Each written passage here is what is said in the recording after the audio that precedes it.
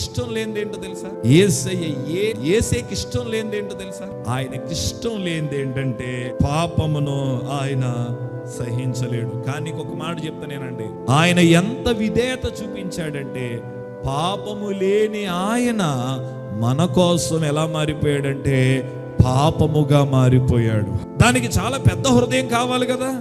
చేయలేంది, ఇష్టం లేనిది కూడా మనం ఎలా చేస్తాం? మనకి ఇష్టం లేకపోతే మనం ఒకళ్ళ పక్కనే కూర్చోము. నీకు ఇష్టం లేకపోతే ఒకళ్ళ పక్కన కూర్చోవు, ఇష్టం లేకపోతే వాళ్ళ మాటలు వినకుండా వెళ్ళిపోతావు. మరి యేసయ్యకి పాపం అంటే ఇష్టం లేదు. ఆయన పాపము చెయ్యడు, ఆయనలో పాపము లేదు అని బైబిల్ చెప్తుంది. కానీ మన కోసం ఆయన ఎలా మారిపోయాడంటే పాపముగా మారిపోయాడంట. ఎందుకో తెలిసినా ఆయన చూపించిన ప్రేమ అందులో ఏం కనబడుతుందంటే సంపూర్ణమైన విధేయత కనబడుతుంది. ఆయన పాపి కాదు, కానీ నీ కోసం నా కోసం ఆయన ఎలా మారాడంటే పాపిగా మారాడు.